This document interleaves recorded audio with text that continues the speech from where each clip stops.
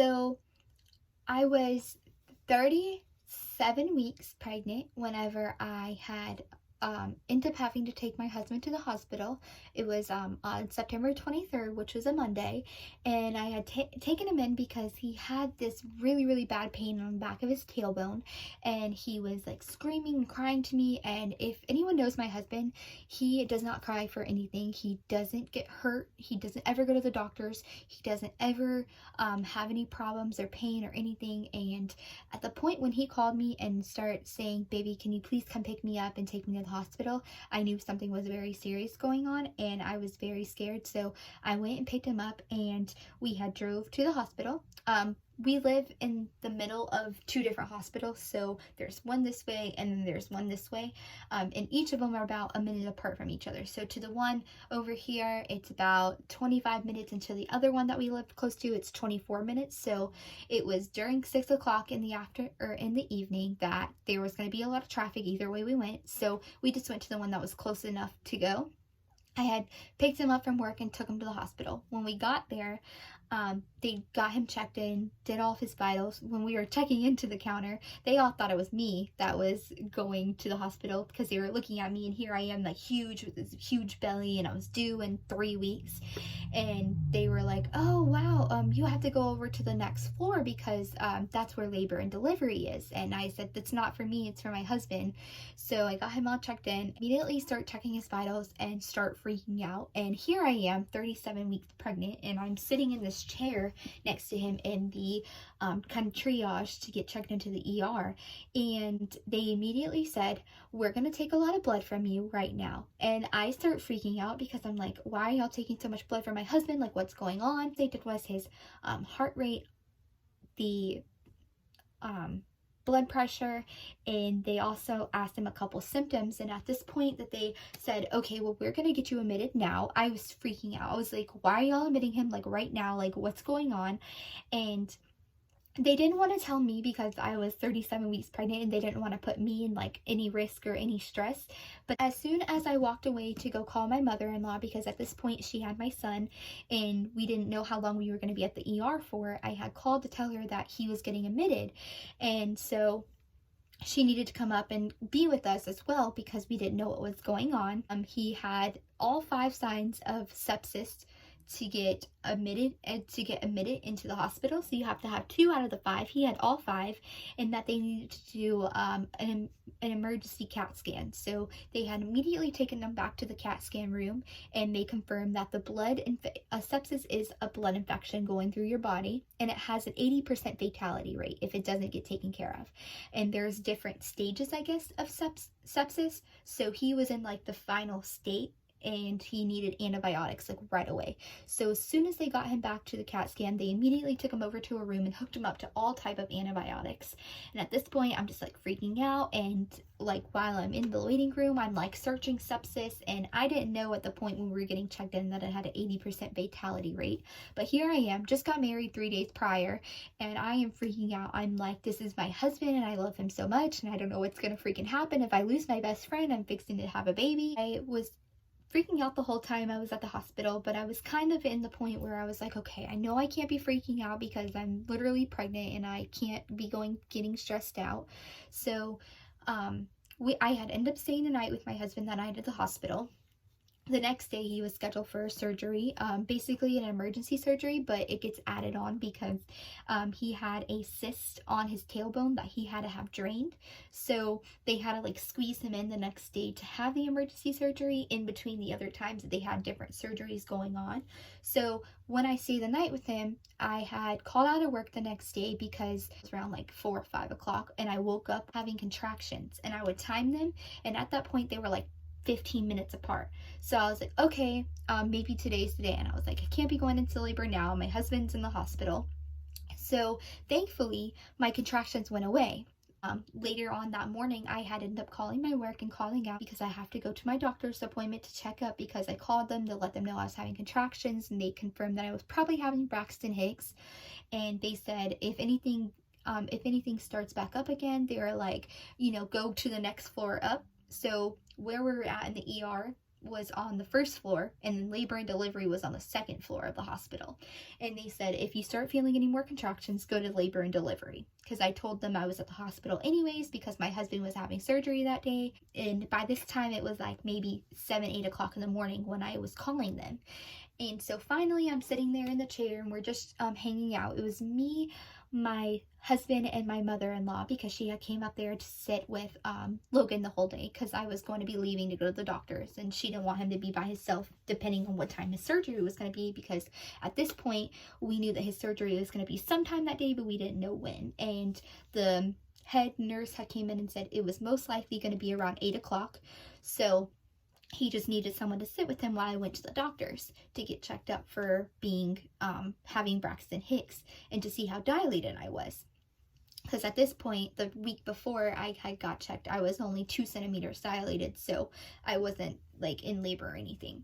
Well, while I was sitting in the chair waiting for my husband to wait to go back to surgery, I felt like this like water dripping out of me, and I'm just like, okay, well, maybe it was just a discharge or something. Sorry, it's too much information, but maybe it was just like discharge or something. Let me go to the bathroom. So I went to the bathroom, and I had said, babe, feel my pants like they're wet. And he was like, yeah, they are. So I went to the bathroom, and when I was in the bathroom, I had felt more water just like dripping out, and it fell on the floor. And sorry, this is way too much information, but I looked at it and I was like, okay, I definitely didn't pee myself.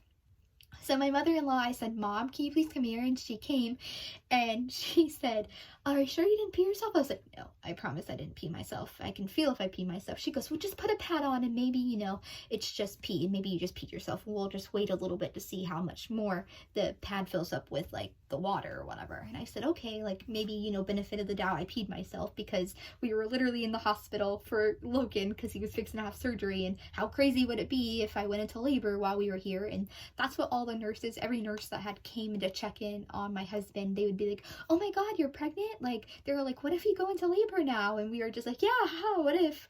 And so at this point, I had went to go sit back in the chair with Logan, and I kept leaking again. So I said, you know what? I need to go upstairs just to get checked. Logan's nurse, that was actually in charge of him, actually wheeled me upstairs. So here we are.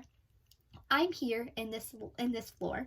Logan's on this floor, and his mom is the only person with us because we only thought we were going to be there for Logan. She's running back and forth through the floors, checking on me and then checking on him.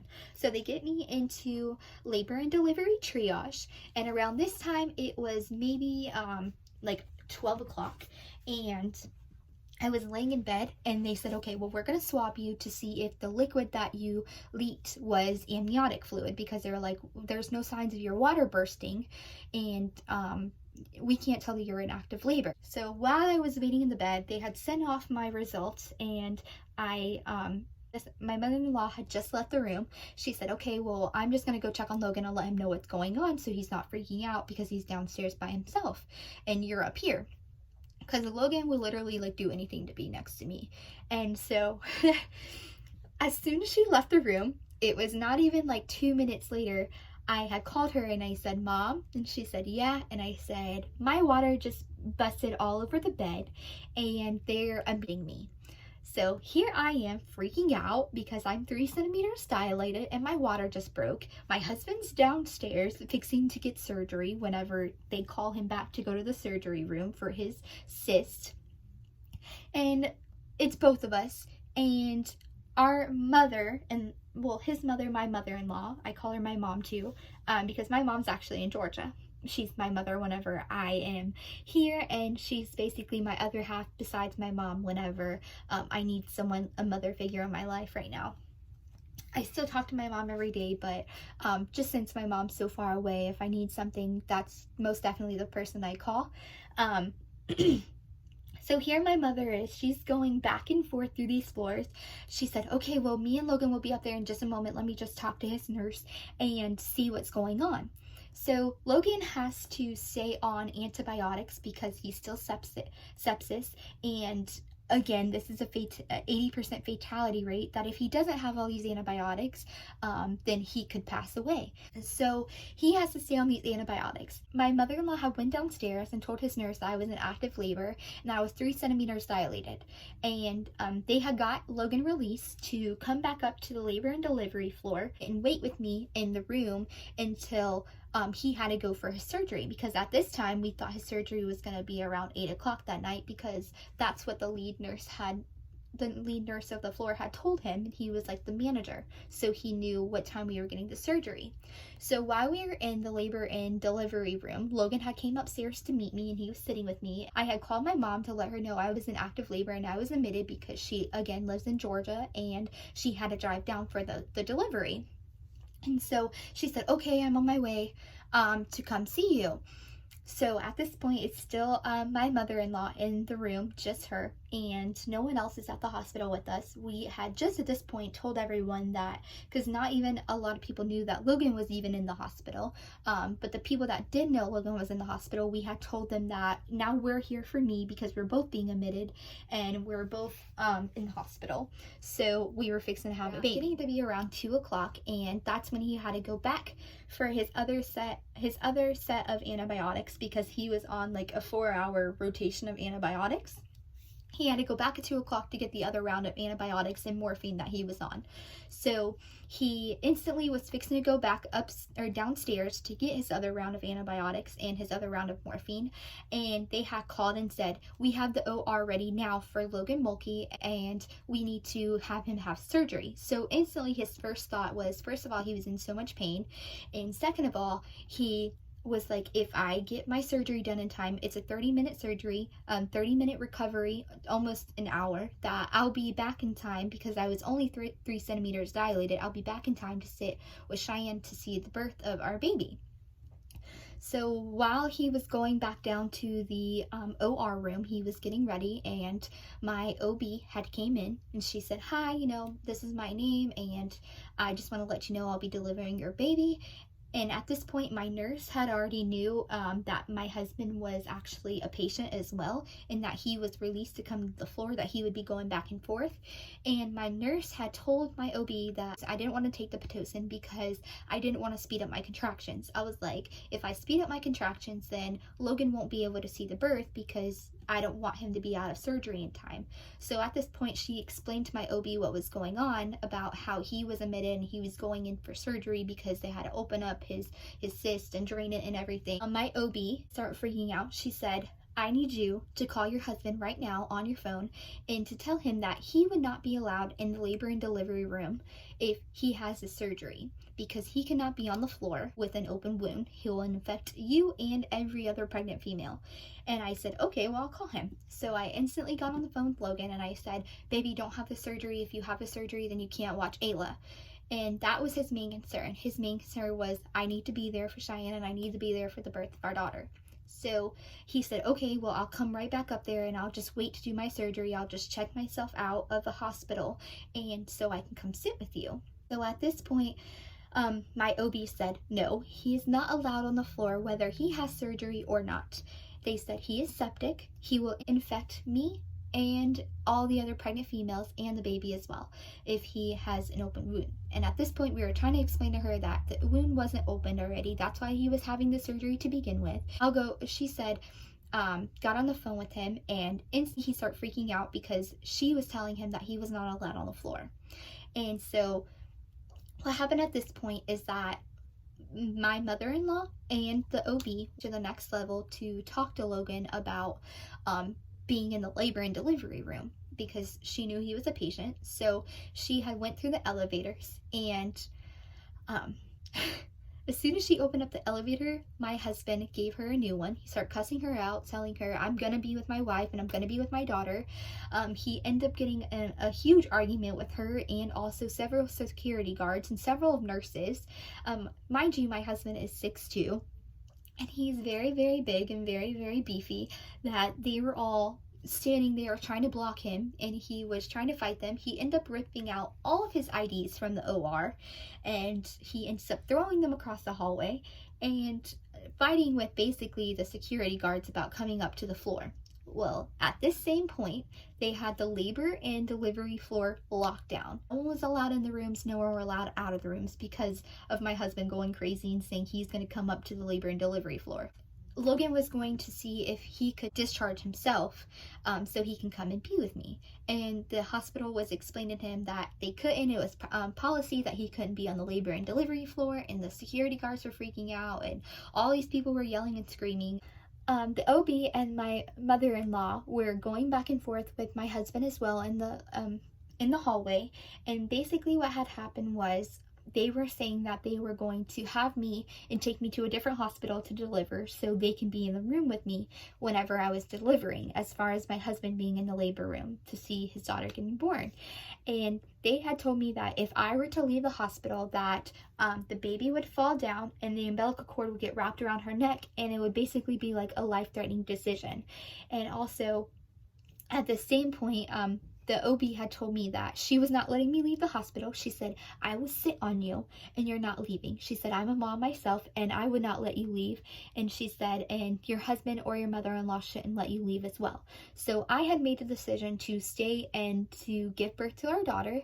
And at the same point, Logan had came to his senses, and someone had told him that if he does not have the surgery on time, then he won't be here for us at all. That this surgery is no joke. Him having this sepsis disease in his body, this infectious disease, could kill him instantly. That if he didn't have the surgery, he would probably pass away. So Logan had decided that he was going to call me, and he said, I just want you to be safe. He said, I have to have the surgery. And he said, as soon as I have the surgery, I'll come be with you. So at this point, I told him, I was like, I'm only having this baby if I know for sure that you're going to be okay and that you're going to be taken care of, because without you, I have no idea what I would do in my life. So I had ended up saying okay to the Pitocin, that I would start it, and I would end up giving birth to our daughter, and that he would have his surgery. First, the OB said that even if he has a surgery, he still was not allowed on the floor. So she agreed to let him FaceTime the whole entire birth. So he had ended up going through with his surgery. As soon as he got out, I was doing my contractions, and I was going through my contractions. As soon as he got out of his surgery, which at this point was pushed back like an hour because of all the hassle and the arguing and everything that happened in the crazy, chaotic scene, I had got to the point where I got to be 9 centimeters dilated whenever he had got out of his surgery. And he got a shower, and around the time that he got a shower and we had told him to get on FaceTime, it was 6:50 something, like maybe 6:57, 6:58, and he had ended up seeing me push out 2 pushes, and our daughter was out. So at the time when he was able to FaceTime me, he actually got to go to his own room, because that way he was allowed to have a little more privacy. And I was screaming on the phone because the labor was so intense, and I was just so like hurt that I was screaming. And the whole entire time I was in my labor, I was just like, how's my baby doing, talking about Logan. And I was like, I just want him to be safe, I want him to not hate me, and I want to be able to see him. And the whole entire time I was going through my contractions, I would cry because I just wanted him there. I would be like, I can't do this without him, I can't do this, I need him here.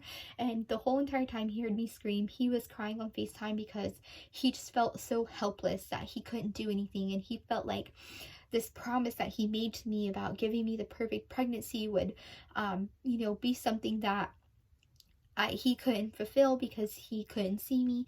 And after I had ended up pushing out AYLA, it was really, really hard to do it without him. And I don't think, if it wasn't for his mom being there, and my cousin Amber and my mother making it there right before I pushed her out. So my mom was driving down from Georgia. She had got there right at 6:50, like 55. She had ended up seeing me like do 2 pushes, and AYLA was out as well. If it wasn't for all 3 of them being in the room, I don't think I would have been able to make it, because at this point, when I found out that Logan could not be in the room with me, I bawled my eyes out and cried, and I screamed, and I was just so upset because I was like, this is my best friend. We waited 9 months to do this, and the whole entire time I talked about him being in the room with me, and I wanted him to be there because, he, like I said in my last video, he is my best friend, and That's something that we talked about the whole time being pregnant, was how he was going to be right there next to me, and how I know that if he was there to support me and he wanted to be there to hold my hand and to hug me and to kiss me and tell me he loved me and I was doing a great job. And it was really, really hard to do it without him. So, like I said, without my mother and cousin and my mother-in-law, I don't think that I would have been able to get through my labor. She was 7 pounds, 9 ounces, and 20 inches long. She was born at 7:01 p.m. on September 24th. My mother-in-law actually got to cut the umbilical cord because she had the daddy bracelet on, since Logan wasn't able to be in the room with me.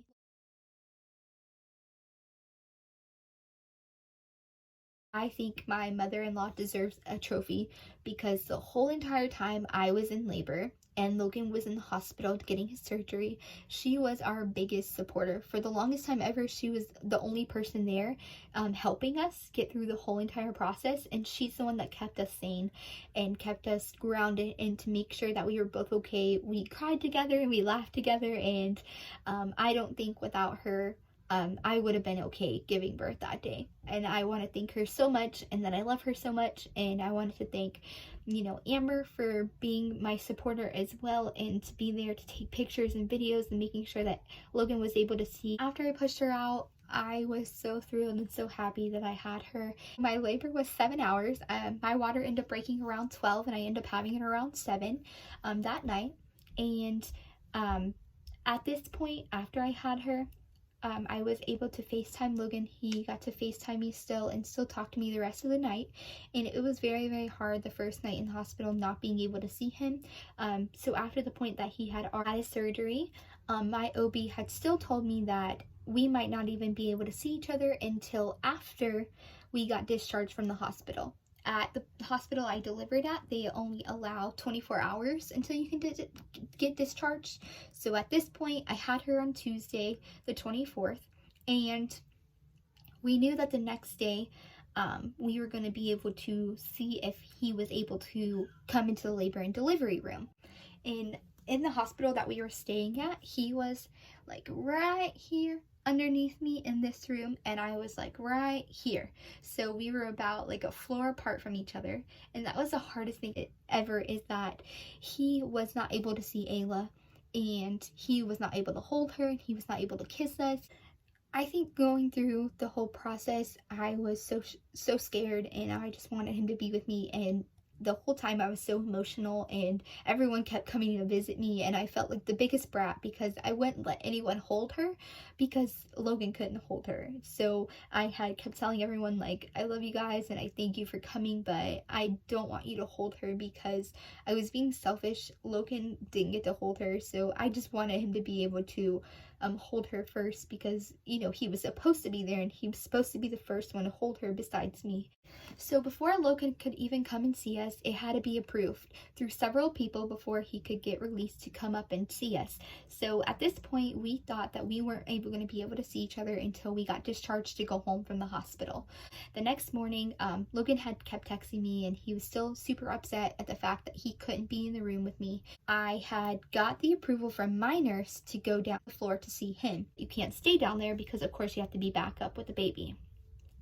So I went to the floor, and I actually surprised Logan. While I was down there, I just kissed him and hugged him, and I told him how much I loved him and missed him. And the look on his face, he was so happy to see me, and he was just so thrilled to finally be able to hug me and hold me after so long that he hasn't. And after seeing me give birth to our daughter over FaceTime, and how hard it was for him to go through that, that was something very special to me. I still watch the video and I still cry.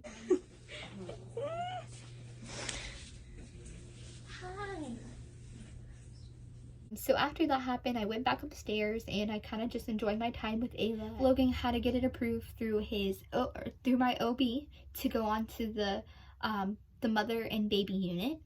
He had to get it approved through his doctor to be able to get released to come up to the next floor. The infectious disease people to get it approved for him to come and sit with me and the baby and see if he had to be like fully clothed or see if he had to be in like a suit or anything, because he did have an open wound. And I was fixing to get her ready for a bath, and my mother-in-law had came in and she said, okay, let's just go through her clothes to see what clothes she has because I need to get her dressed after her first bath.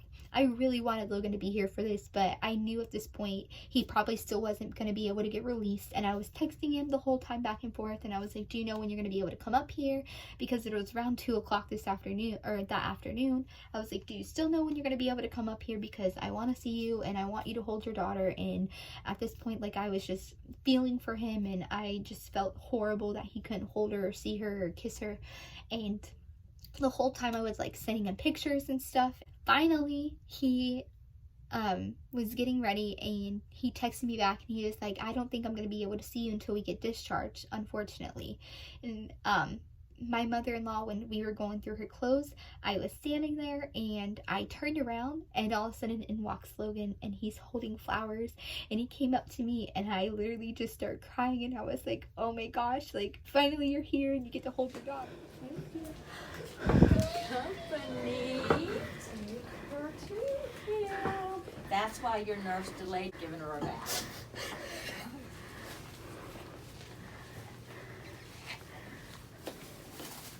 He finally got to see her after 19 hours, which he felt like was the hardest 19 hours of his entire life. And I could only imagine what he felt like, because even though several hours I didn't get to see him, I was literally upset. So I can only imagine him not being able to see his daughter. But after that, the whole entire day we got to stay with each other. I was supposed to get discharged that night, but we had ended up staying in the hospital one extra day, just simply because it was super late by the time I was going to be able to get discharged, and it was like a 30-minute drive home. And even that, we just wanted to be able to spend our time in the hospital like we were originally supposed to. We got to enjoy the time with our daughter and just be us three for a while, and he was so helpful with me.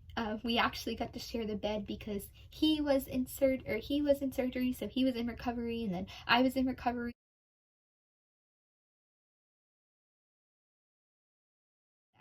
Now we are at home still with our baby, and we actually have both been out of work since September, because I was on maternity leave and he has been in recovery. So he actually finally gets to go back to the doctors next week to get released to go back to work, and then the week after that I get released to go back to work. But being what it was, I got to say that I got to see my best friend out of it, and I got to spend all this time with him. So we both got to be home and enjoy AYLA and just be parents together. It's definitely been an emotional roller coaster, and he goes through a lot of stress about it because he didn't get to see AYLA be born, because he's scared that whenever she gets older she's going to resent him, or she's going to throw it in his face that he wasn't able to be there. But I know, and I tell my husband all the time that if he was able to be in that room, he would be. I'd like to tell him that I'm sorry you couldn't be in there, and that I love you more than anything, and that I know that if it was up to you, you would have done everything possible to be in that room for me. Whenever the time comes, we're going to sit her down and we're going to talk to her and tell her that, know that you would be in the room if you absolutely could. Everyone in the whole entire hospital knew about our story. Everyone from the security guards to the OR to the cafeteria to both of the floors that we were on, and several of nurses that came on to the next shift, they all knew about our story. So everyone, every time they would see us, they'd be like, congratulations on the baby, I hope your husband's doing good. Or to him, they'd be like, congratulations on the baby, and I hope you're feeling well. And it was literally so crazy that at this point, when we were at the hospital, I felt like I was in a movie. I felt like I was looking for the cameras, and I'm like, this is not happening to us. Like, this whole entire thing, like, I don't think anyone could ever possibly have this birth story.